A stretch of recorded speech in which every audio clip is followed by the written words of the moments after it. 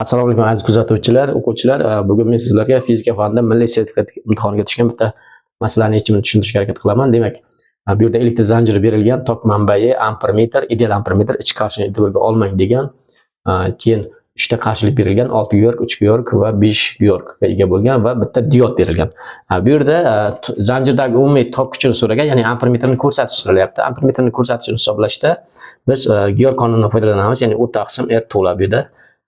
Mana to'la qarshilik u bor, to'lani topib olsak bo'ldi. Faqat bitta narsa e'tibor berish kerak. Mana bu qismdan tok o'tadimi, o'tmaydimi? Ya'ni diod to'g'ri ulanganmi, teskari ulanganmi? Bunga qanday aniqlaymiz? Agar diod P tomoni plusga va N tomoni minusga ulangan bo'lsa, ya'ni N qutbi minusga, P qutbi plusga ulangan bo'lsa, to'g'ri ulash bo'ladi va tokni o'tkazadi. Demak, hozir mana shu yo'nalishda tok o'tadi. Demak, umumiy hamma qarshilik bu yerda hamma qarshilikni tok o'tadi. Shuning uchun to'la qarshilik hisoblashda mana bu qismni birinchi hisoblab olaman. 3 bilan 6 parallel ulangan, bir taqsimlab qo'shaman. Shunda bu umumiy maxraj beradigan bo'lsak 3 taqsim 6, teskarisini olaylik. 6 taqsim 3, demak 2. Mana shu qismni qarshiligi 2 ga teng.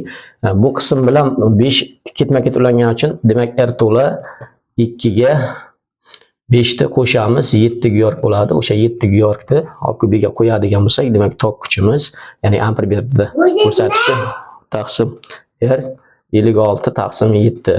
Demak 8 amperni ko'rsatar ekan. Mana bo'ldi. Tushunarli va qiziqarli bo'lgan bo'lsa video obuna bo'lib qo'ying. Rahmat.